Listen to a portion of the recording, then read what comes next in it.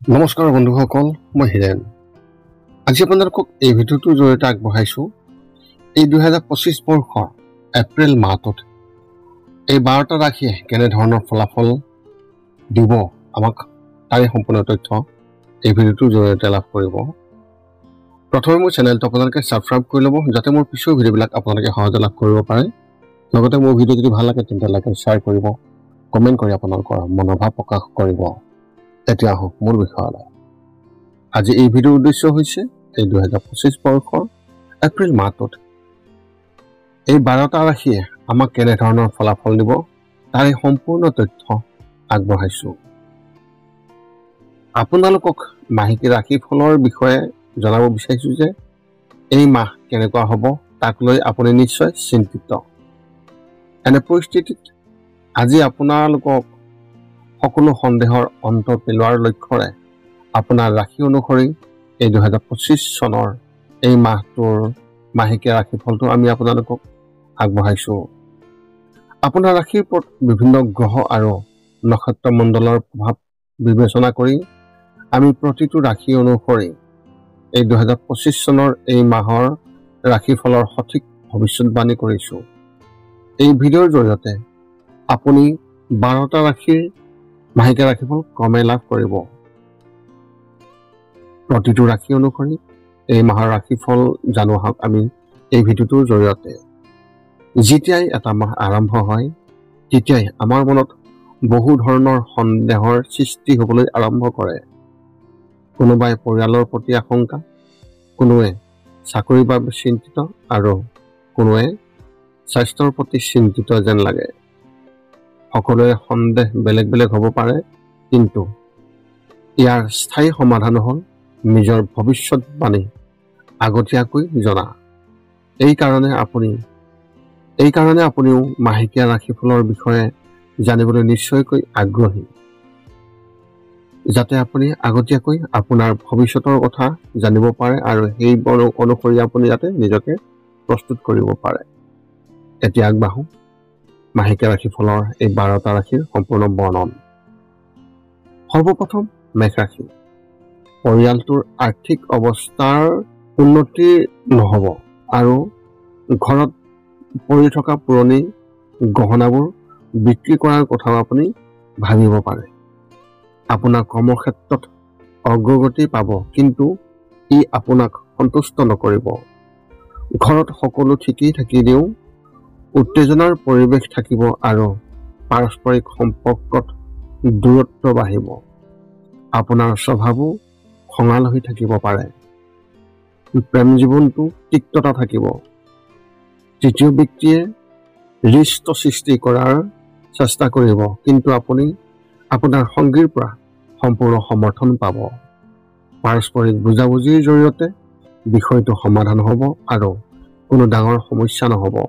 মাহৰ শেষত এওঁলোকৰ লগত ক'ৰবালৈ ওলাই যোৱাৰ পৰিকল্পনা আপুনি কৰিব পাৰে। আপোনাৰ এই মাহত শুভ সংখ্যা হিচাপে 7 আৰু শুভ ৰং হিচাপে মেৰুন ৰং। বৃষ ৰাশিৰ ব্যক্তিসকলৰ ক্ষেত্ৰত ফলাফল এনেধৰণৰ। যদি কিছুদিনৰ বাবে প্ৰেমিক বা প্ৰেমিকাৰ সৈতে আপোনাৰ সম্পৰ্কত বিভাজন হৈ আছে, তেন্তে এই মাহত আপুনি তেওঁক পতিয়ন নিয়াবলৈ সফল হ'ব।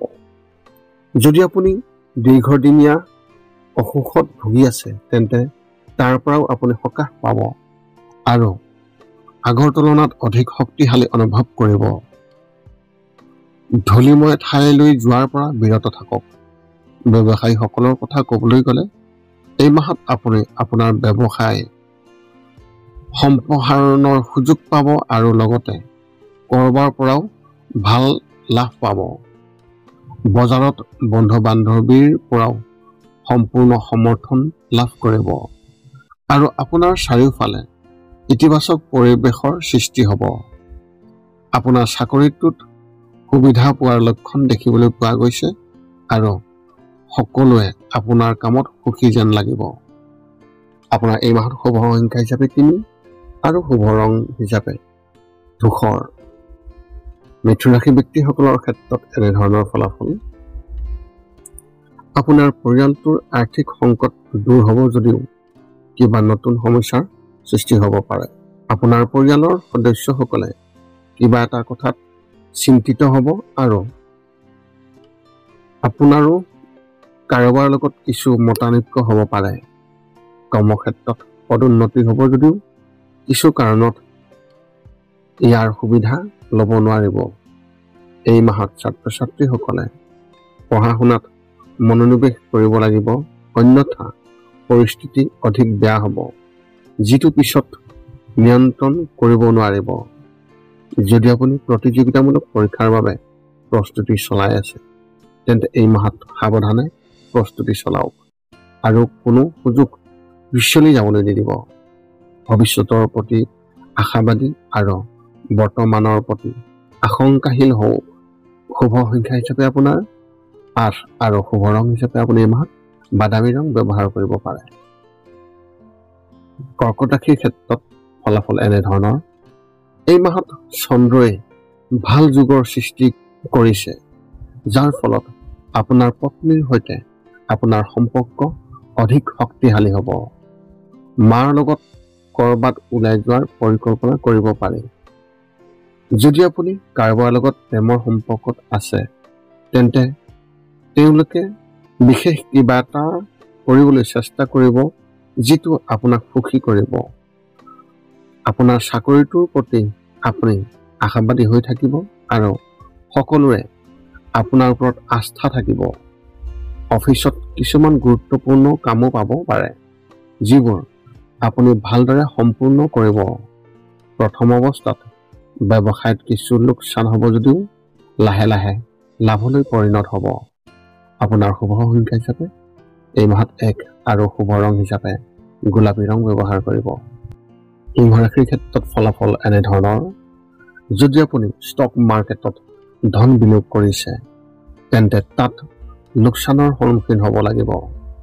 এই মাহত আপুনি এনে সম্পত্তিত বিনিয়োগ কৰিব লাগে যিয়ে ভৱিষ্যতে লাভজনক বুলি প্ৰমাণিত হ'ব। অফিচৰ কামটো টকা খৰচ কৰিব লাগিব, কিন্তু বেছি নহ'ব। আৰ্থিকভাৱে এই মাহটো আপোনাৰ বাবে উত্থান পতনেৰে ভৰা হ'ব। যদি আপুনি কাৰোবাৰ লগত প্ৰেমৰ সম্পৰ্কত আছে আৰু তেওঁক বিয়া কৰাব বিচাৰিছে, তেন্তে এই মাহটো আপোনাৰ প্ৰেম জীৱনৰ বাবে অতি ভাল। ইয়াৰ বাবে আপুনি হয়তো আপোনাৰ পৰিয়ালৰ সদস্যৰ পৰা অনুমতি পাব আৰু সকলোৱে আপোনাৰ বিবাহক লৈ উৎসাহিত যেন লাগিব। আপুনি মানসিকভাৱে সুখী হ'ব। আপোনাৰ এই মাহত শুভ সংখ্যা হিচাপে 5 আৰু শুভ ৰং হিচাপে আপুনি এই মাহত হালধীয়া ৰং ব্যৱহাৰ কৰিব। এতিয়া কন্যা ৰাশিৰ ফলাফলৰ ক্ষেত্ৰত এনেধৰণৰ।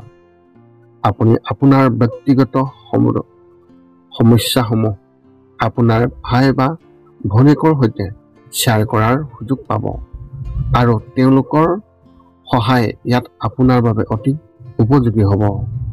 যদি আপুনি কোনো ডাঙৰ চহৰ বা মেট্ৰ' চহৰত থাকে, তেন্তে আপুনি আপোনাৰ পূৰ্বপুৰুষৰ ঘৰলৈ যোৱাৰ সুযোগ পাব। আপোনাৰ পৰিয়ালটোত ধৰ্মীয় ৰীতি নীতি সংঘটিত হোৱাৰ ইংগিত পোৱা গৈছে।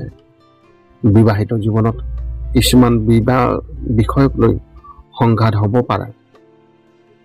হ'ব আৰু পত্নী বা স্বামীৰ সৈতে আপোনাৰ সম্পৰ্ক ভাল নহ'ব। শহুৰেকৰ ফালৰ পৰাও সমস্যাৰ সন্মুখীন হ'বলগীয়া হ'ব পাৰে। এনে পৰিস্থিতিত সংযমেৰে কাম কৰিব লাগিব, নহ'লে কথাটো আৰু বেয়া হ'ব আৰু বিবাহ বিচ্ছেদো হ'ব পাৰে। শুভ সংখ্যা হিচাপে আপুনি এই মাহত 3 সংখ্যা ব্যৱহাৰ কৰিব আৰু শুভ ৰং হিচাপে নীলা ৰং। তুলা ৰাশিৰ ব্যক্তিসকলৰ ক্ষেত্ৰত ফলাফল এনেধৰণৰ। যদি আপুনি আপোনাৰ সম্পৰ্কক জীয়াই ৰখাব বিচাৰিছে, তেন্তে এই মাহত তেওঁলোকৰ বাবে বিশেষ কিবা এটা কৰিবলৈ চেষ্টা কৰক বা তেওঁলোকৰ বাবে কিছু উপহাৰ কিনি লওক। এই মাহটো আপোনালোক দুয়োৰে বাবে অতি শুভ আৰু এই মাহত আপোনালোকৰ সামান্য প্ৰচেষ্টাই সম্পৰ্ক আৰু অধিক মজবুত কৰিব। কিন্তু ব্যৱসায়িক কামৰ বাবে দীঘলীয়া যাত্ৰাত যোৱাৰ এক ইংগিত পোৱা গৈছে। ভৱিষ্যতৰ দৃষ্টিকোণৰ পৰা ই আপোনাৰ বাবে উপকাৰী বুলি প্ৰমাণিত হ'ব আৰু ইয়াৰ ফলাফল আপুনি সোনকালে পাব। পৰিয়ালত আপোনাৰ বিষয়ে কথা বতৰা হ'ব আৰু কোনোবাই আপোনাৰ বিয়াৰ কথাও ভাবিব আৰু আপোনাক ক'ব। শুভ সংখ্যা হিচাপে 2 আৰু শুভ ৰং হিচাপে আপুনি এই মাহত কেশৰ ৰং ব্যৱহাৰ কৰিব পাৰে। বৃশ্চিক ৰাশি ব্যক্তিসকলৰ ফলাফলৰ ক্ষেত্ৰত এনেধৰণৰ। যদি আপুনি কোনো কাম কৰি আছে তেন্তে অভিজ্ঞ কিছু লোকৰ পৰামৰ্শ অতি উপযোগী হ'ব আৰু সেই অনুসৰি আপুনি আপোনাৰ কৰ্মক্ষেত্ৰত পৰিৱৰ্তন আনিব পাৰিব। এই পৰিৱৰ্তনে ভৱিষ্যতে আপোনাৰ কেৰিয়াৰ গঢ়ি তোলাত সহায় কৰিব। আপোনাৰ ভাই বা ভনীয়েকে যি কথা ক'ব সেইবোৰক আপুনি সন্মান কৰক, নহ'লে তেওঁলোকৰ বেয়া লাগিব পাৰে। যদি আপুনি ধূমপান কৰে তেন্তে সম্ভৱ হ'লে এই মাহত সেৱন কমাই দিব, কাৰণ যিকোনো শ্বাস প্ৰশ্বাসজনিত ৰোগে আপোনাক অসুবিধা দিব পাৰে। ঘৰতে নতুন কাম কিছুমান সম্পন্ন কৰাৰ ধাৰণাটো আপোনাৰ মনলৈ আহিব আৰু আপুনিও ইয়াক লৈ উৎসাহিত যেন লাগিব। যদি আপুনি কিবা এটাৰ বাবে ধন দিব লাগে তেন্তে সময়মতে কৰক, অন্যথা আপুনি লোকচানৰ সন্মুখীন হ'বলগীয়া হ'ব পাৰে। শুভ সংখ্যা হিচাপে 7 আৰু শুভ ৰং হিচাপে আপুনি এই মাহত ধূসৰ ৰং ব্যৱহাৰ কৰিব। ধনুৰাশি ব্যক্তিসকলৰ ক্ষেত্ৰত ফলাফল এনেধৰণৰ। যদি আপুনি চৰকাৰী চাকৰি কৰি আছে তেন্তে এই মাহত বদলি হোৱাৰ সম্ভাৱনা অত্যন্ত প্ৰবল। আপুনি ইয়াত সুখী যেন লাগিব পাৰে, কিন্তু আপোনাৰ কামৰ বোজা বৃদ্ধি পাব পাৰে। যদি আপুনি ব্যক্তিগত খণ্ডত কাম কৰি আছে তেন্তে কামৰ লগত জড়িত বহু দূৰ যাত্ৰা কৰিবলগীয়া হ'ব পাৰে আৰু তেনেই কিছুদিনমান কটাব লাগিব বুলি এক বিশেষ ইংগিত পোৱা গৈছে। ব্যৱসায়ত লাভ হ'ব যদিও খৰচো বৃদ্ধি পাব। যদি আপোনাৰ মাতৃৰ স্বাস্থ্য বেয়া তেন্তে এই মাহত তেওঁক সঠিক যত্ন লওক আৰু সময়মতে চিকিৎসা কৰাওক। আপোনাৰ ঘৰলৈ আলহী আহিব, গতিকে কেইদিনমান তেওঁলোকক বিশেষ পৰিৱেশন কৰিবলৈ কটাব লাগিব। ল'ৰা ছোৱালীৰ পৰা কিছু আশা থাকিব, কিন্তু সেয়া পূৰণ নোহোৱাৰ বাবে মনত হতাশাৰ অনুভৱ দেখিবলৈ পাব। শুভ সংখ্যা হিচাপে 9 আৰু শুভ ৰং হিচাপে আপুনি এই মাহত বগা ৰং ব্যৱহাৰ কৰিব। মকৰ ৰাশিৰ ব্যক্তিসকলৰ বাবে যি ফলাফল সেই বৰ্ণন এনেধৰণৰ। এই মাহত আপুনি নিজৰ আৰু পৰিয়ালৰ সদস্যৰ পৰা বেয়া চকু আঁতৰাব লাগিব, কাৰণ কাৰোবাৰ কুদৃষ্টি আপোনালোকৰ সকলোৰে ওপৰত আছে, যাৰ বাবে যি কাম চলি আছে সেয়াও নষ্ট হোৱা যেন লাগিব। বাহিৰত ঘৰুৱা বিষয় কথা কোৱাৰ পৰা বিৰত থাকক আৰু বিশেষকৈ ধন সম্পৰ্কীয় কথাবোৰ কাৰো আগত ভাগ বতৰা নকৰিব। যদিও ব্যৱসায়ত লাভ পাব, কিন্তু তাত সন্তুষ্ট যেন নেলাগিব। আপোনাৰ খৰচো বৃদ্ধি পাব, যাৰ ফলত মানসিক চাপ সৃষ্টি হ'ব। আপোনাৰ সংগীয়ে কিছুমান কথাত হতাশ হ'ব পাৰে। এনে পৰিস্থিতিত আপুনি তেওঁক বুজিবলৈ চেষ্টা কৰা উচিত আৰু তেওঁক আঘাত দিব পৰা কোনো কাম কৰা উচিত নহয়। শুভ সংখ্যা হিচাপে আপোনাৰ এই মাহত 6 আৰু শুভ ৰং হিচাপে আপুনি এই মাহত সেউজীয়া ৰং ব্যৱহাৰ কৰিব। কুম্ভ ৰাশি ব্যক্তিসকলৰ ক্ষেত্ৰত ফলাফল এনেধৰণৰ। যদি আপুনি আপোনাৰ টকা ক'ৰবাত আবদ্ধ হৈ থকা দেখা পাইছে, ঘূৰি অহা নাছিল, তেন্তে তাৰ পৰা টকাখিনি আপুনি নিশ্চয়কৈ পোৱাৰ সম্ভাৱনা দেখিবলৈ পোৱা গৈছে। যদি আপুনি কোনো ক্লাব বা সংস্থাৰ সৈতে জড়িত তেন্তে তাৰ পৰাও আপুনি বিশেষ সুবিধা লাভ কৰিব। সমাজত আপোনাক লৈ এক ইতিবাচক পৰিৱেশ গঢ়ি উঠিব আৰু সকলোৱে আপোনাৰ আচৰণ প্ৰশংসা কৰিব। ল'ৰা ছোৱালীয়ে আপোনাৰ সুখৰ কাৰণ হ'ব। শৰীৰত ভিটামিনৰ অভাৱ হ'ব পাৰে, যাৰ বাবে আপুনি দুৰ্বল অনুভৱ কৰিব। এনে অৱস্থাত ৰাতিপুৱা ৰদ খাই প্ৰণাম কৰাৰ অভ্যাস গঢ়ি তোলক। মাহৰ মাজভাগত মূৰৰ বিষৰ অভিযোগ আহিব। অসাৰ কথা চিন্তা কৰাৰ বাবে উন্নতা স্থায়ী হৈ থাকিব।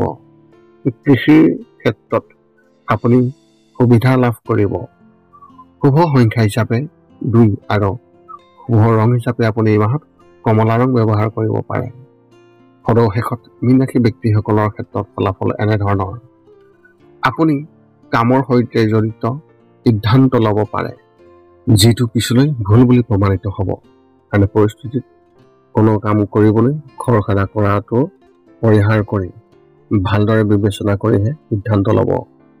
বন্ধুৰ পৰা সম্পূৰ্ণ সমৰ্থন পাব আৰু বন্ধুৰ বিয়ালৈও নিমন্ত্ৰণ পাব পাৰে। ভাইটি বা ভণ্টিৰ লগত ক'ৰবাত ওলাই যোৱাৰ পৰিকল্পনা হ'ব পাৰে।